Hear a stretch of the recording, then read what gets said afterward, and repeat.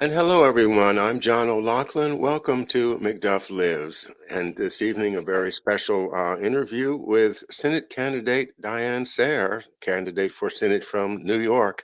Welcome, Diane Sare. How are you this evening? I'm fine, and thank you, and it's good to be back again after a year. Yeah, it just flew right by, but you, of course, have been very, very busy. And I titled the show tonight "On the Home Stretch." Mm, Today's November 3rd, and the big day is November the 8th. People probably doing some early voting already around New York. I don't know of the rules up there, but we're voting early down here in Maryland. yeah. But that's the big day is the 8th, and you've been on the campaign trail now for months and months. How do you feel? Have you got your wind left for a big sprint to the finish? Yeah, the main thing is that the developments in the world are moving so fast, and I've been now suddenly getting so many interviews that I'm really struggling for a chance to get caught up in between and make sure I'm not 20 years behind the pace of events every time I speak. So that's the biggest challenge, I think, at least for me. Otherwise, there's tons of literature. We're running all over the place, tons of invitations. In the last couple of weeks, I developed a technique of doing one meeting in person and two meetings on Zoom during the same time schedule because it's a statewide race. So all of a sudden everyone got the ballots. They see that I'm on there, and believe it or not, there are still some organizations that believe in giving all the candidates equal say, like the NAACP, for example. They've been holding all different county forums and the Rotary, this and that. So all of a sudden they get the ballots and then all the invitations pour in, and you're just struggling to figure out how to do it. Well, that's a positive thing to hear. I had heard that you were being excluded from the debate in New York, and that kind of Yes, was kind of a real well, kind of a stinker, isn't it? it is. I mean, that's Spectrum News. I guess someone told me they're the second largest cable provider. I don't know if that's quite accurate, but they're very big. And after having to jump through hoops and rings of fire to get on the ballot with 45,000 signatures, 66,000 is what we turned in, to then be confronted with another completely BS standard where they said that you can't get invited to the debate unless you're polling at least 15%. So I had an inkling that something was up because two of my volunteers had reported being called by the pollsters. And when they said they were voting for me, they were told, oh, that's not a choice. Ooh. Uh, yeah, it turns out not one of the polls allowed anyone to select my name. So it'd be a little difficult for me to get 15% of the vote in something like that. Now, these polls, are they regulated in any way, or they just happen to be the popular providers of poll data? I think they're just the popular providers. And as one of the more candid ones said to my campaign coordinator when she called the polling companies, he said, look, frankly, I think our polls, we're just doing the polls to find out where things stand. They're not, we didn't intend for our poll to be used to include or exclude people in debates. And he said, really, I think 15% is a very high threshold anyway. I mean, the point of a debate is that people are supposed to decide after the debate. So why should you have to prove, and it's not like there's 7 million people on the ballot. There's 3 people on the ballot. Myself, the Republican nominee named Joe Pinion, who I call No Pinion because he has none, and Schumer. That's it. But clearly, I am an extraordinary threat to the media narrative on just about everything, so I could not be allowed to participate. Yet you're a very serious candidate. And nothing told me that more than when I saw that great billboard size poster on the side of a building in Manhattan, I believe, that said, U.S. out of NATO, Diane Sare for Senate. I mean, that is a bold statement in the this the the world center of the deep state, and here you are saying U.S. out of NATO. People don't understand at all the relationship between our country, our foreign policy, and NATO. I noticed in reviewing one of your interviews today, getting ready for tonight, that one of the commenters afterwards said, um, "By the way, don't you realize that NATO is just an arm of the U.S. Army?" and and I thought, oh, okay, that's where we have to start then. Okay, we have to go back to what is NATO? Okay, why did we give our great naval port of Norfolk to NATO? Um, can we start with the idea that NATO is not necessarily on our side? That's the big problem. Uh, Sure. how Well, do- why do we still have it after the Berlin exactly. Wall came down? And what were they doing in Afghanistan? I mean, what on earth is Afghanistan to was Afghanistan threatening Europe? Maybe I missed something. Yeah, yeah, I think we missed something for sure. But I don't know. I can give you my opinion on it, but let's hear more from what you're thinking about. For instance, before the show, I gave you a heads up. I'm going to ask you a question about this. If you are seated in the Senate, and maybe this time, but maybe another time, but when you finally take that seat and have the opportunity to toss a bill into the basket, into the hopper for consideration, what's your first bill going to request? What are you going to ask the Congress to do? Well, if it hasn't been done by the time I get in the Senate, it would be to reinstate the Glass-Steagall Act. It's in its original short form of just a few pages, not some 3,000 page monstrosity that no one can read. And why is it so important? Because the issue behind the war is the blowout of the transatlantic financial system. And as you know, LaRouche warned decades ago that the Bretton Woods system would be dismantled under Nixon, who decoupled the dollar from the gold reserve system um under the brilliant advice of George Shultz. But at any rate, we so that already was sort of the first step in separating the value of our currency from anything in the real world. Then you had the repeal of Glass-Steagall in 99, and you had in 2008 the bailout process. So with the repeal of Glass-Steagall, it meant because prior to that, commercial banks could not merge with insurance companies and things like Countrywide Mortgage and all of that. With Glass-Steagall gone, when Lehman Brothers went under and all these firms started going under, you could demand that the banks swallow them in order to justify what became trillions of dollars of bailouts, which created hyperinflation.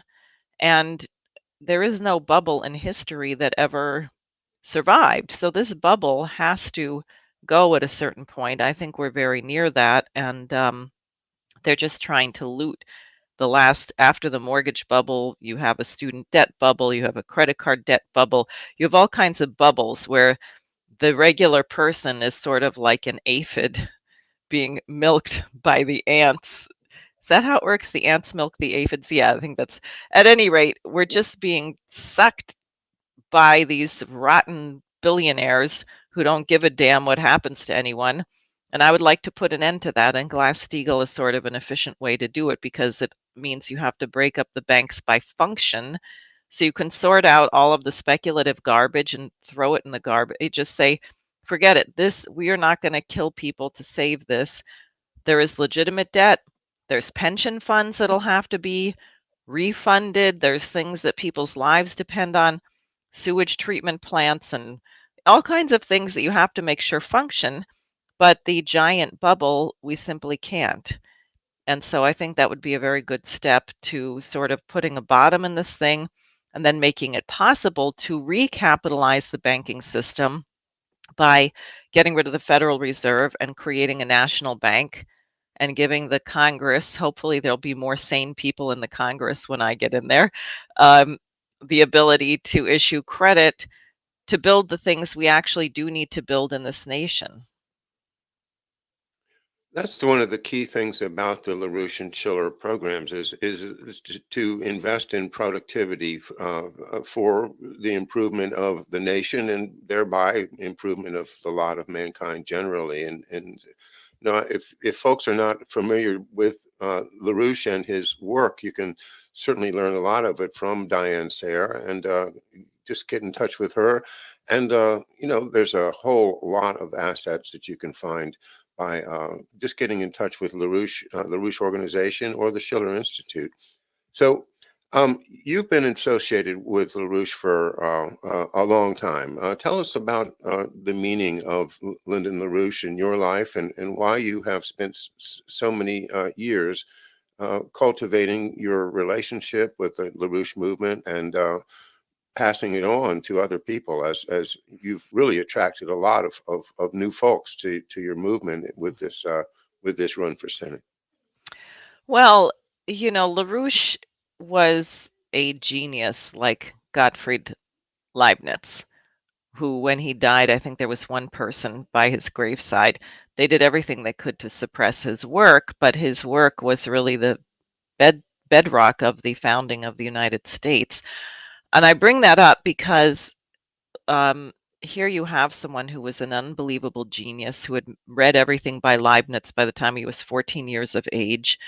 I happened years ago, maybe 30 years ago or so, to be out on a street corner campaigning in New Hampshire and meet someone whose last name was La something or other, who had LaRouche grew up in well, his father ran a shoe factory in Lynn, Mass. He was born in Rochester, New Hampshire. At any rate, the person I met had a name close enough that they had been next to LaRouche in all of his elementary school and middle school classes.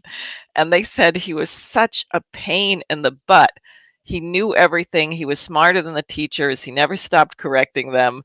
An absolute terror. And he describes in his autobiography a certain incident because he used to go to the Boston Naval Yard and watch them erecting these cranes and noticed he observed that there was these circular holes in the, I guess, the steel, and that these actually had the function of strengthening it because of the way that they divided or distributed the weight. So somehow this question came up in the geometry class, and the teacher insisted that putting holes in this structure would absolutely destroy it. And LaRouche had made his own observations and knew that the teacher was wrong, and there was a huge brawl about that. So he was that kind of person, and he was a Quaker. Um, going and his family went back to the Mayflower. I'm a New England Quaker with roots on the Mayflower. We had certain real similarities, and we used to have very common laughs about certain things that went on in Quaker meeting. Um, so it was a friendship, but just whenever you would be around him, you would be blown away by what he knew. And he used to say, I'm 2,500 years old. And what he meant by that was that he was conscious of, if you've ever read Schiller's essay on universal history, No. that well, he talks about, in a sense, what is the study of history really, and how do we get here? How did it come to be that we're sitting here right now having this conversation? How many people's lives went into creating the conditions, whether it's producing the materials that we're using, the breakthroughs in electronics and communication, who built the roads, and you realize that nothing is simple, that there's a complexity about your identity, and certain people made critical breakthroughs. Some we don't even know who they were. Some we should know who they were, because then that gives you a sense of your identity, where you fit in the whole scheme of human development. So that maybe is the effect I think he had on me and so many other people, that without that mooring, you don't really know who you are. And we're in a kind of a cultural dark age where people are not encouraged to think about where they fit in between the past and future generations. Because we're each not going to be here really very long. I mean, if you think about the planet having been here for maybe 4 billion years, even if you live to be 100, that's not even 1%. I mean, that's a very tiny sliver. So what do we contribute? What is our life worth that extends beyond the bookends of our own mortal existence? And thinking about that kind of really important, deep subject is the farthest thing from American politics today. And that's a sad thing. You know, when you consider the speeches that used to be made, well, like the Lincoln Douglas debates, for instance, Mm. or just look. I mean, look at uh, the, oh, I'm sorry, the great black orator before Frederick Douglass. Frederick Douglass. I mean, these people are writers. They're thinkers, and they are connecting themselves into history in their writing and in their talks. And And their speeches were long, oh which yeah, tells you about the whole standard obviously was much higher. You didn't hear of crowds of people walking away after the first 5 minutes of a Frederick Douglass address. I presume they stayed there for the whole 2 or 3 hours or however long he was speaking. yeah, and it's the story of Edward Everett speaking at Gettysburg for 2.5 hours before Lincoln, and then Lincoln got up there for 2 minutes and stole the whole event. That that may be a kind of a miniature of what's happened, because it's everything has to be said in shorter time now. So sound bites, and from the whole idea of the medium is the message that we got. Mhm. As I, when I was in college, that was sort of the kind of thing that we were being told, and that then Paul Ehrlich and the population bomb was also one of the popular readings that we have, and they were psychologically setting us up for today, trying to get us, worried about the population, or we're, ready to accept uh, the digital environment as some reasonable substitute for a real life. And that's where I think they're headed with this. Is we're all looking to be in some technologically tied together uh, uh, thing that both it'll be like we can get in touch with information, but the information's under control. We're like censorship, like what you and I face daily. I can't tell you how many times I've gotten knocked off of YouTube at this point, and I keep coming back. People say, John, why are you still on YouTube? Well, because it has a big reach. I could start out somewhere else with 100 people, but how can I give up, the thousands of folks that have subscribed to us on what is now 3 channels of McDuff Lives? Well, it's crazy, but it's just like Lyndon Lewis, Rouge, right? I was going to ask you this: what was, why couldn't he engage these people in honest debate? Why was he all of a sudden, as Jimmy Dore said of the LaRouche movement, the third rail in American politics? How come he didn't get a chance to mix it up with the big boys and have a big platform? I guess he did for a while on the SDI thing, but yeah, Well, actually, there was a famous debate in 1971 with Abba Lerner, an economics professor at Queens College. And LaRouche had already been organizing, really, he didn't publish it till 1975 or 76, his proposal for an international development bank, but he was looking at the fascist austerity of the International Monetary Fund and the World Bank and saying, this is fascism. It's fascist economics, right? You're crushing people to pay debt in arbitrary amounts. At any rate, and Abelard was a Keynesian economist. So they had a debate. And what happened in the course of the debate, and was over this question explicitly of fascism, is Abel Lerner blurted out If Hjalmar Schacht had been listened to, Adolf Hitler would not have been necessary. Now, ooh, that was the end. LaRouche induced we didn't put the words in his mouth, he said it. And Keynes is very clear, you can only have his economic model under a total dictatorship. So Abba Lerner just blurted out the truth, and I think it was Sidney Hook or someone who was there who said to LaRouche at the end, "You may have won the debate, but you've lost because no one will ever debate you again." Wow. And if I may, I mean, this has been one of my kind of, it's not an original thought, but to me, it's like the London School of Economics comes out of the Fabians. Mhm. The whole wolf in sheep's clothing, and when we strike hard, and the turtle wins the race, and this, but their program is a totalitarian state, as you said.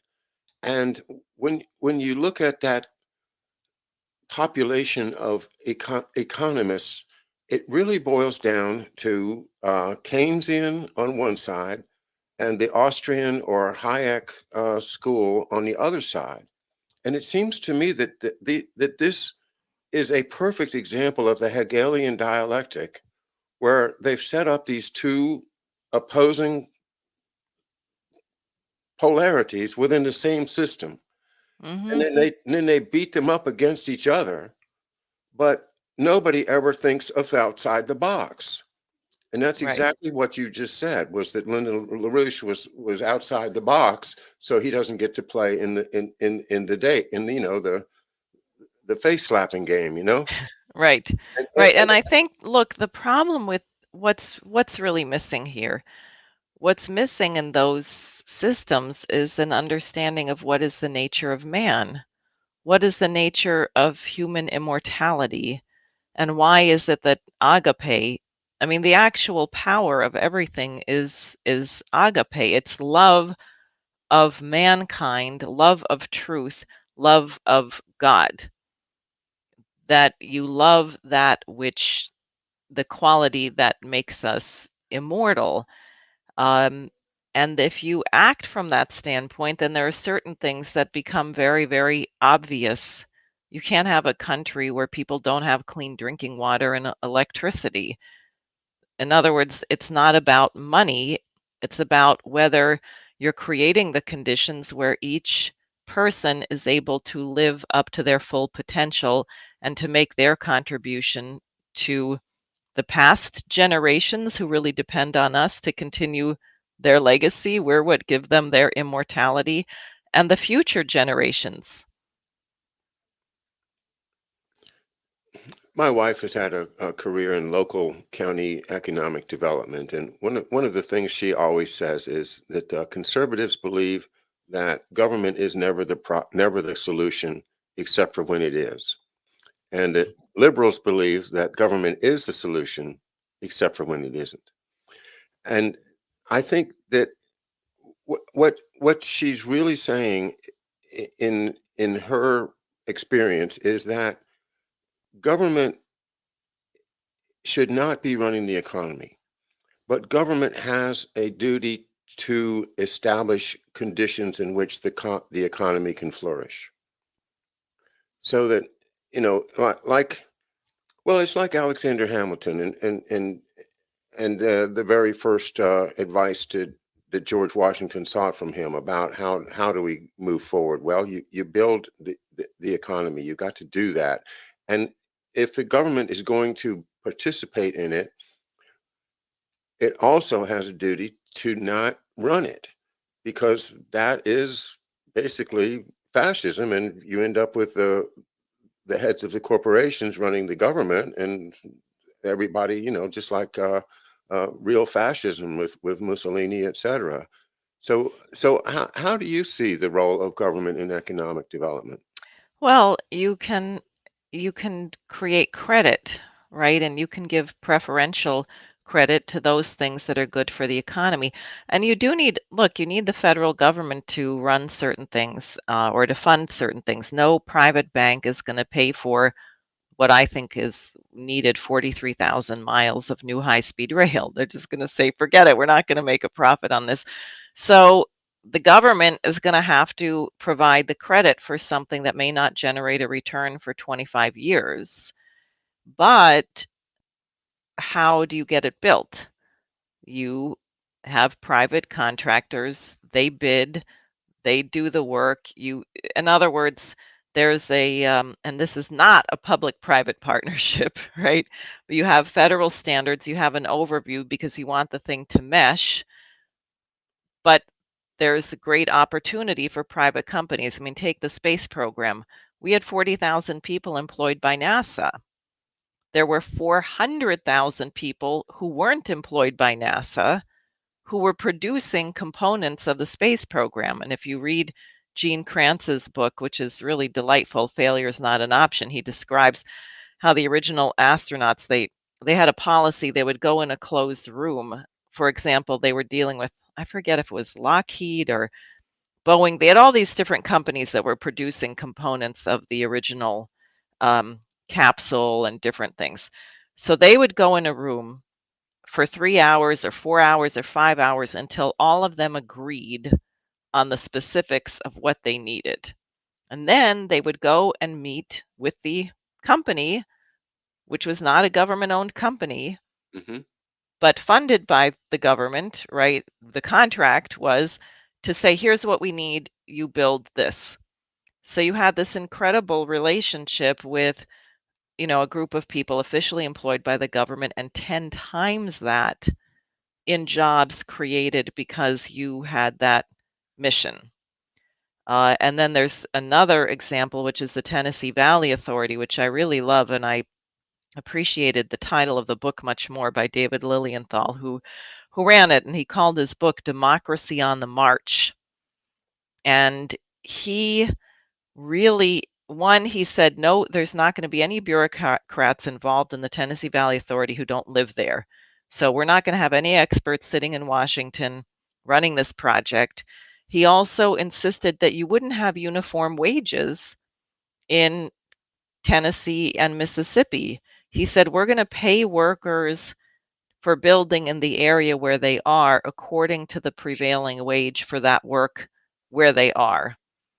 And then he also insisted that nothing was forced on anyone. And I forget if it was Memphis, I think, um, because they were making water, they had navigable waterways, so they were massively increasing trade. And he insisted that the local authority would set up a kind of a port authority that would regulate the trade there, and they would run it. But Memphis didn't want to do it. Now, he said, we could come in and tell them, you must do X. But he said, what would be the point of that? It would be far less productive than unless the people decided they wanted it themselves. So he waited, and after a certain amount of time, the pressure of all the trade they were missing out on led to them creating the body that they needed. And he wrote the book because he really felt like that principle, that democratic principle, was being totally taken away, and you had these monster bureaucracies which had no clue of what was going on the ground, and the people involved in the construction of whatever they were building had no say in what was happening.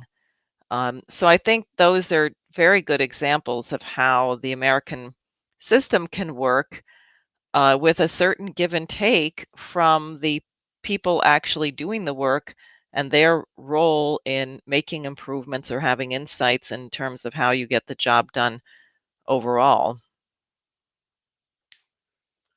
Sounds good. Wish we didn't have to have wars all the time that seem to intervene with these great plans. Why do we always have wars, Diane? That's a great question. If you can figure it out, let me know. Well, we could stay up all night talking about why we're involved with supporting the Zelensky government in Kiev. Um, so many people have been speaking out on it, and yet once again, it's a censorship problem. The sensible approach to this would be to sit down and negotiate it, and let's stop throwing young men at cannons and bombing them and destroying them in other horrible ways. Let's just sit down. The American political system, I mean, I'm just shocked at the liberal side of things, which is supposed to be the peace side, right? The Yeah. peaceniks. Isn't What? that amazing? They've all become the biggest defenders of the FBI, the CIA, and World War III. Yeah. And how do you approach that as a candidate? What is your message? Well, first we have to face that we're the ones who started the war. And Obama, Biden did that when they overthrew the government in Ukraine in 2014 and brought in a bunch of Banderist, pro-Nazi thugs. That's not the majority of the Ukrainian population, but, I keep thinking about why there hasn't been more resistance. Well, of course, if you're going to be executed for even taking an aid package from the Russians, then no one will speak out. And many of us have had the misfortune at one point or another to be victims of what they call a toxic workplace. How does that work? One person is a mean SOB, and the other people just aren't that mean. They're not aggressive. So that mean SOB becomes the dominating factor of everything that goes on. And that's why the C14 group, they talk about the Maidan in Ukraine and they say, well, it was about 8% Nazis, but we were the crucial ingredient. Yeah, right? Because they run things by terror. So that's clearly what the US, NATO, and the British wanted to magnify and multiply was the strength of that Nazi menace. And they were training, I forget what Scott Ritter says, a battalion every 55 days or something. So they trained tens of thousands of troops up to NATO standards to do what? To begin an assault on the poor people in the Donbass who objected to the coup. And already in the 8 years since 2014, they killed 14,000 of them. And Putin said that was one of his 3 points of a red line, right? Ukraine, the red lines were Ukraine getting a nuclear weapon, Ukraine joining NATO, or ethnic cleansing in the Donbass. And I think Biden and Boris Johnson at the time um, basically took that as a manual. Okay, if we want to get a war with Russia, here's what we do. He told us, here's the red lines. Let's violate them all and see if we can get Putin to do something. So Putin was put in an impossible situation, really, because it was sort of lose lose. Do nothing and allow millions of people to just be exterminated and have nuclear weapons on your border, which puts us at a risk of World War III, or take action. And the whole world says Putin has, and that's really funny, isn't it? From the people who invaded Iraq, invaded Syria, killed Gaddafi, overthrew Noriega, Putin has invaded Ukraine. Oh my gosh, he's violated the sovereignty of a sovereign nation. I mean, give me a break. That's pretty amazing that people get all hyped up about that from our country. you It know, just speaks to the power of the media and how well organized they really are worldwide. You can't get a word in, and so right, that's why people are have swallowed the myth of you know evil Putin. He's rapacious. Greedy. He just wants to go out and take things like an evil right, Napoleon, and that's the entire narrative. From start to finish, it's Ukraine good, Putin bad. End of debate. Um, right. and And it's I have to say, one thing that really hurts, is the Russians tried so hard at the beginning to not kill civilians, mhm. to be very careful of damaging any infrastructure, and even to recruit people to just neutralize cities and so on. And I know they took more their soldiers, they lost more lives because they were trying so hard to not sow total destruction and animosity. But they were dealing with literal Nazis who weren't even making their own decisions, but who were told what to do by the GCHQ and the CIA and the State Department and the Pentagon. Um, so what a really tragic situation, because the players, the people on the ground who are carrying this fighting, have, and I guess that's been the case, have nothing to do with the policy and would much rather not be involved in this. Yeah, and with the exception of those that are just motivated out of their, deeply held, racist, um, Correct. feelings. Yeah, and drugs. There's a lot of drugs. I think one of the reasons why the Ukrainians blew up that prison where the prisoners of war were is because they were doing drug tests on the prisoners. They were putting together the evidence on how Azov, got people to be carrying out all these atrocities, and they certainly didn't want people squealing on what goes on in the training of a Nazi terrorist. Yeah. Well, it's a sad thing, and, but I just want everybody to understand that we're talking about the facts here. We're not talking about this narrative versus that narrative, and that's what we have to do. We have to, honestly assess the situation. I think it's fair to say that Ukraine as a nation, was never really all that stable of a nation in the first place when it was variously created at a couple different times in the 20th century. And traditionally over the centuries, I think Russia's claim is quite superior to anybody else's. It's true that Khrushchev did create it as a separate uh, um, republic of the USSR, and then when the USSR ended, it became a free country. Nevertheless, the amount of Russians in the Ukraine, and there really were one people in many people's minds, but the technical part, the part where the mines are, the part where the industry is generally is the same as the Donbass, and that's what explains more Russians being there, because that's where they were doing their business. Also, on the other side in Moldova, where there's that strip of Transnistria, which is pro-Russian, that again is a place where industry happens, where they were, and that would attract the Russian technical class, and people would live there and have families, and so yeah, still loyal to Russia, um, but then this horrible ethnic side of it that is really being exploited by the Western financial system and by NATO. I mean, th- it's like these Azov types can be used by anybody. Well, It's like sure, and they are. I mean, look, the Christchurch killer from New Zealand, how many years ago was that? it was just Was 2 years, I think.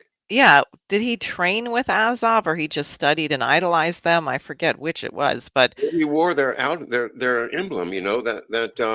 right. round circle of Sieg The runes, black circle, the right, black sun, right? the Yeah. black sun. Yeah, like the Buffalo shooter. Hmm. This debate that I was excluded from, one of the questions was, should we ban assault weapons because of the Buffalo shooter? And I mean, reason why I wasn't in the debate, I would have said, well, if our government hadn't sent $80 billion to a bunch of Nazis in Ukraine, we might not have Nazis cropping up in parking lots, taking out African American people. I mean, that was a hideous massacre and so devastating. I know, well, there's a minister there who's a wonderful fellow, brilliant actually, did a huge amount of work to help save the health of people when the pandemic began, just by organizing fruit and vegetable and contact, and just, at any rate, he knew at least 8 of the 10 people who were killed, and every one of them was a real pillar in the community. I mean, they were not, I mean, these were really amazing, upstanding citizens who were on the city council, on the school board, a teacher, uh, just such a loss. I mean, it's horrible to lose anyone. They all seemed really like exceptional people. And then the store was shut down for months, and there is no other store anywhere near that neighborhood. So the people had to figure out how to get bused to get groceries. Um, I mean, it was just really, it was so devastating on so many different levels, I have to say. Yeah, and it really is not because of the assault weapon, it's because of the culture. We have a culture of violence. We have a culture that doesn't value people and says, "You are useless. Um, why don't you go out and shoot yourself or shoot someone else?" Whatever, it doesn't matter. Very, very ugly. Do you have a position on the Second Amendment generally, and what is your opinion on that? On there's a wide a variety of opinions out there. I don't know how nuanced you are on it, but what's your general feeling towards the Second Amendment people? Oh, I'm support the Second Amendment. I don't think we're going to solve the problems of violence by obsessing about firearms. I think it's a diversion. There's, I don't even think I should discuss how many ways there are to do harm to other human beings. Right. But it seems like people where they don't have guns will run you over with their truck, or they'll use a knife or a machete, or um, I think we do a great disservice if we don't address the causes of one's thinking that leads one to be so hateful of human beings. Well, let's get back to the election for a minute. I was thinking in terms of constituencies in New York, and there's different ethnic groups, there's religious groups, there's different social causes and things like that. To what groups or causes do you find yourself attracted in terms of these are my people, or and conversely, what types of groups of people are are attracted to your candidacy?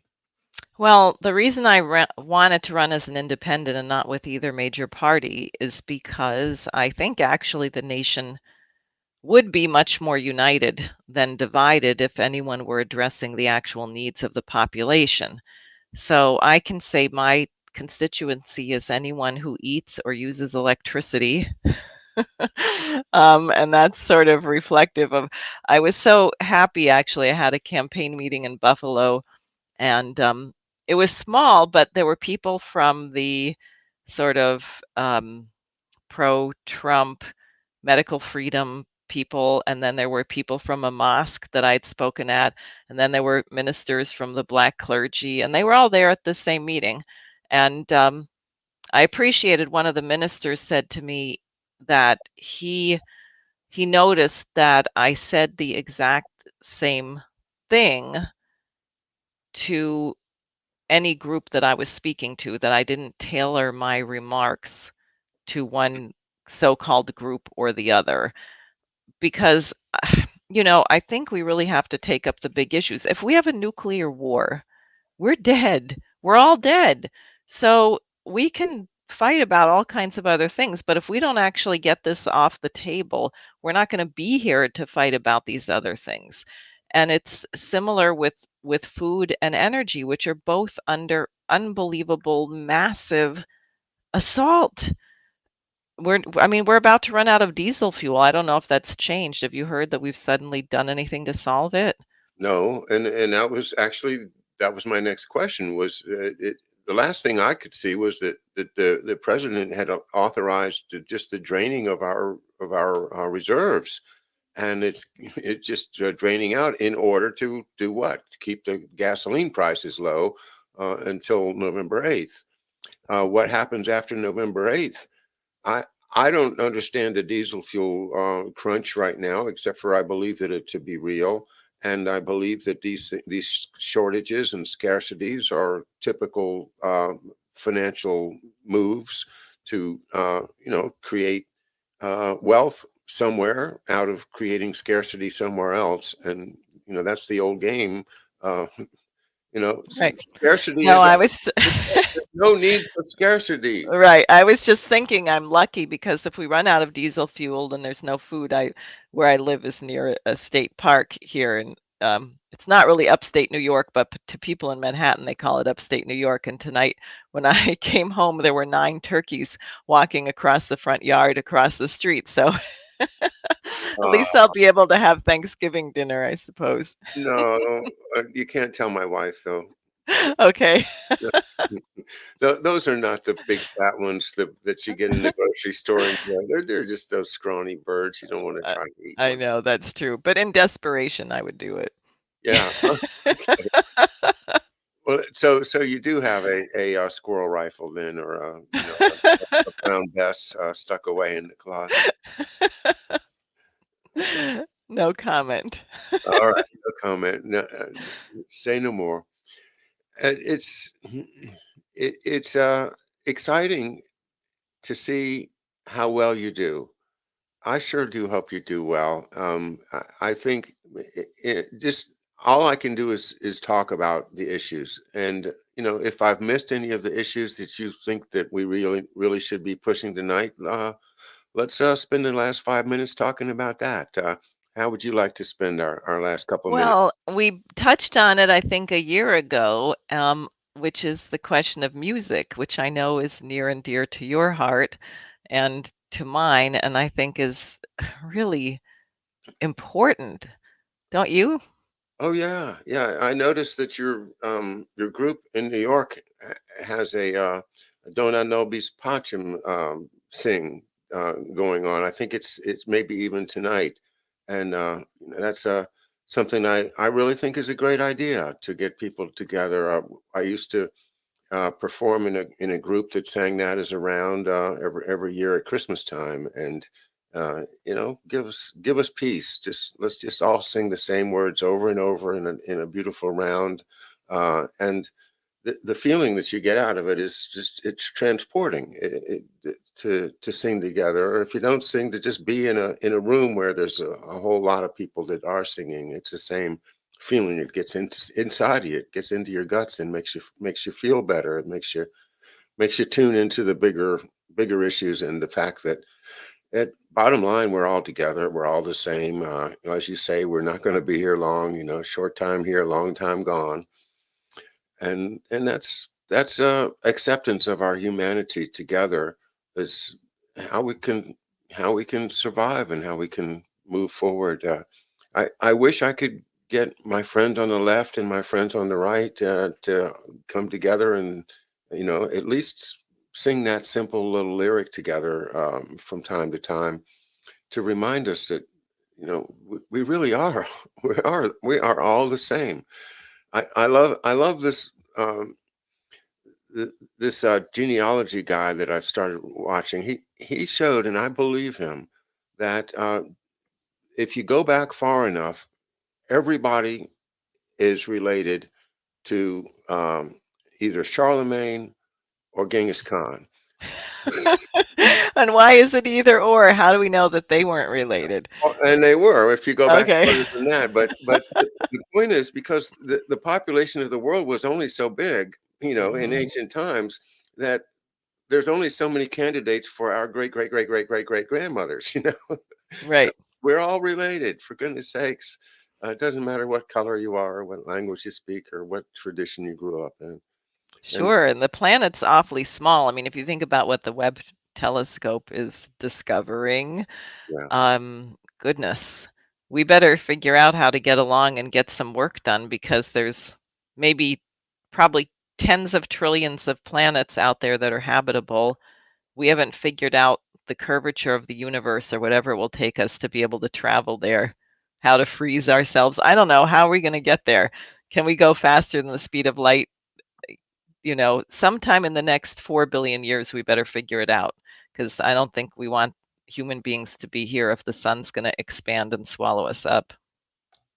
absolutely. And the excitement of space travel. I mean, this is also built into our youths. As we watch the television and the blurry images of the landing on the moon and the rockets taking off and how exciting it was, just to see these rockets, take wow, that rocket's going to the moon, and the thrill of that came from John F. Kennedy, of course, and they tried to keep it going with NASA, but everything did change after Kennedy was assassinated, and that's one of my major themes of my own work is that the assassination of President Kennedy was not just an assassination; it was a coup, Right.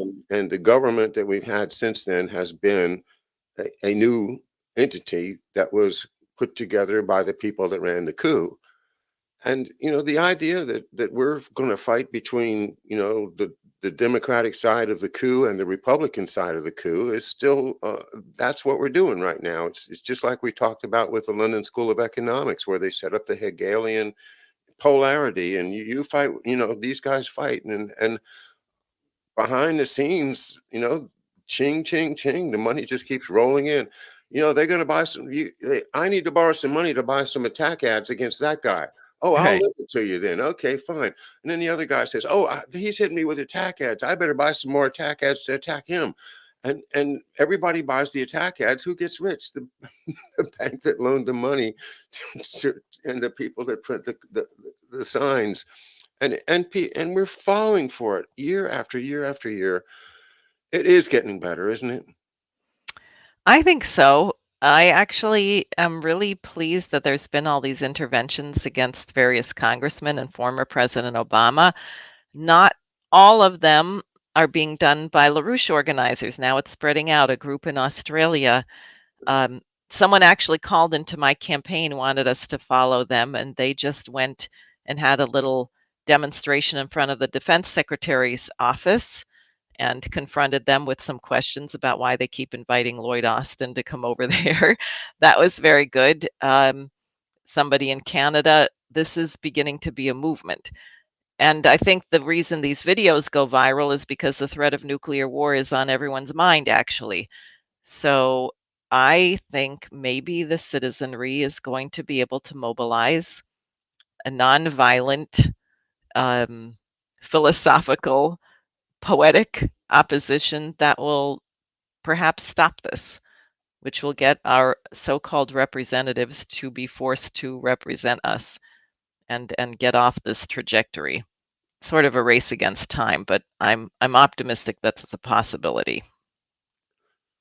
I have the great pleasure and distinction of being able to talk to Harley Schlanger about these issues on a biweekly basis. And the last time we talked, he was spoke about these young people that are getting up and protesting, and you've done it yourself, but he just kind of you could just see that it just warmed his heart because and he said, John, that's what I used to do. I used to do that. I got thrown out of more meetings than you can name. This was him, in his day, and now he's an elder statesman of our movement and able to give such an amazing perspective on history that I'm just so fortunate to have these conversations. But the idea of nice people like you, like Harley, like these young folks, like Daniel Burke, and all of the good folks that are associated with you, Diane. Uh, you would never do anything rude. You would never do Right. anything, to make a scene or to make somebody look bad or something like that. But there comes a point where you have to do something to get people's attention, and interrupting a speech, uh, the same speech that somebody's given 1,000 times, and exactly where they are leading us wrong, and you just how does it feel? How does it feel? You've done it to go right up to a Chuck Schumer and get right in his face and tell him You've seen that exactly video? and tell him exactly what's on your mind. Yeah, I've seen that video. Tell me how you feel. How you feel when you do Oh, that. I always feel absolutely terrified. Your heart's going boom, boom, boom, boom, boom, and you have to. Well, people probably all have different ways of dealing with it, but I just try and think from a universal standpoint. What's my authority to do this versus his authority? And I say, well, before God and before all of, Socrates used to talk about thinking, how do you not be fearful? You think about who is who are your judges really? So you pick people who are really courageous, who had great authority, and you say, how do I look in the eyes of these people? That's my authority to say this to this person who is being a little schmuck, criminal, rotten person, and tell the truth. And you know what? I haven't found that it particularly gets easier. Every time I do it, I feel nervous about it. Well, you've inspired a number of young people to take it up, and it's necessary. I mean, frankly, with the way they've got everything tied up, the media, the debates, they won't let you in the debate. What else are you going to do? And it is well within the tradition of politics to exactly do exactly that, to just stand up and say, "Excuse me, sir, but you are wrong." Yeah. Yeah, and if more people had been doing that, we wouldn't be in this mess. So we might as well start now and hope that it's in time. All right, Diane Sare, candidate for U.S. Senate from the great state of New York. And we are 100% behind you, Diane. And I know all of the folks that follow us here at McDuff Lives send you our best wishes and hope for great success on November 8th. Well, Thank you thank you. again for being with us tonight, Diane. And again, we're thrilled to see your success. Um, we wish you more and more. Thanks so much. Really fun to talk with you. All right. Good night, everybody. Thanks for being with us.